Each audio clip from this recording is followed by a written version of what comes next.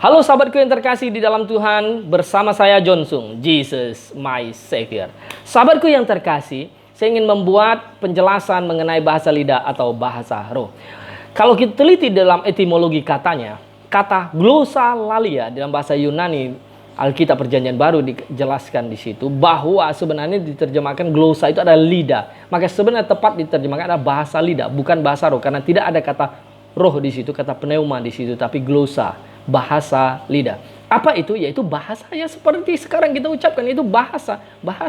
Ya. Oleh sebab itu mari kita lihat Kisah Rasul pasal 2. Bagaimana kejadian pada hari Pentakosta, Tuhan mencurahkan rohnya kepada murid-muridnya, kemudian mereka yang menerima karunia roh itu lalu berbahasa-bahasa asing.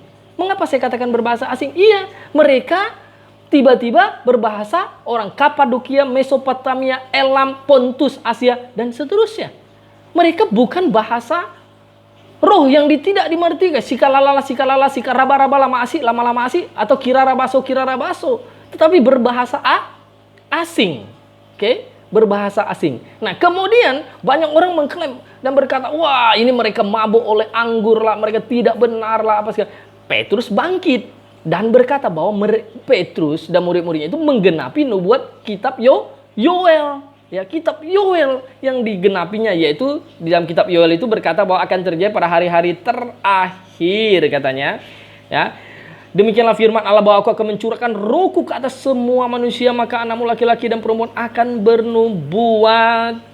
Jelas sekali di situ bahwa akan berbahasa asing dan seterusnya. Jadi Petrus dan teman-teman itu menggenapi nubuat kitab Yoel.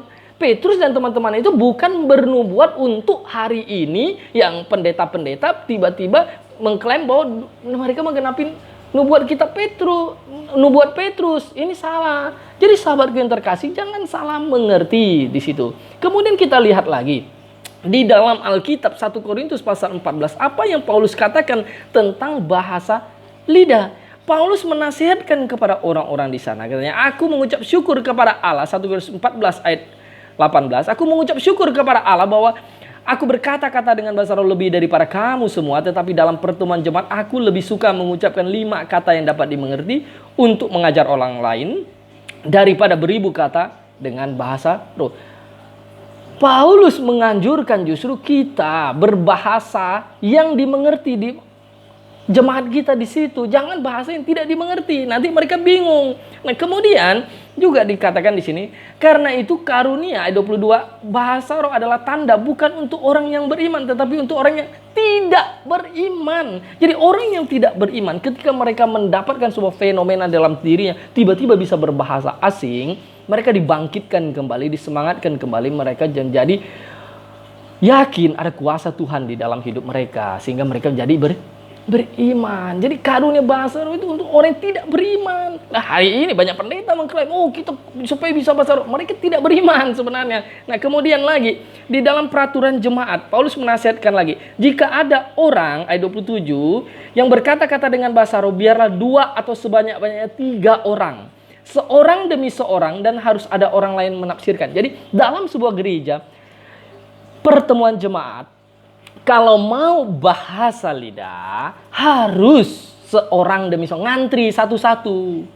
Bukan rebutan seperti sekarang, 1000 orang, lalu cikalabala, jatuh menggelepar, berantakan, tidak sopan, tidak teratur, perempuan pun roknya tersingkap-singkap. Bagaimana itu jadi gereja? Bagaimana itu bisa memuliakan nama Tuhan? Jadi sahabatku, saudaraku yang dikasih di dalam Tuhan, Paulus jelas bilang di sini, jika ada orang yang dapat menafsirkannya, hendaklah. Jika tidak ada orang yang dapat menafsirkannya, hendaklah berdiam diri. Jika kamu dapat karunia bahasa lidah, lalu tiba-tiba berbahasa-bahasa, tidak ada yang nafsirkan, lebih baik diam daripada kamu ngomong sendiri, tidak ada yang mengerti. Dan sebanyak-banyaknya 3 orang, jangan ribuan orang semuanya kerumunan kayak lebah, tidak jelas begitu. Jadi sahabatku yang terkasih, Anda bisa cek fenomena yang terjadi bahasa lidah yang dulu di zaman Alkitab dengan yang sekarang, apa bedanya? Anda mau mengikuti Alkitab, penjelasan firman Tuhan yang di Alkitab, atau mengikuti para pendeta palsu yang menipu. Mereka tidak mengajak Anda ikut Alkitab, tapi mereka membangun opini, dongeng-dongeng yang berkata kami ketemu Tuhan Yesus, melihat Tuhan Yesus, lalu akan menyampaikan pesan ini. Apalagi dibilang bahasa roh bisa menambah imunitas tubuh, tidak mati. Emangnya Tuhan hanya bisa ngerti bahasa roh? Tidak ngerti bahasa Indonesia, tidak mengerti bahasa Inggris, bahasa Tionghoa, dan yang lainnya. Coba pikir pakai akal sehat.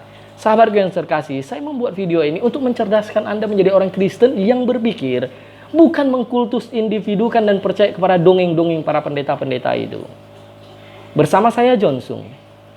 Maranatha.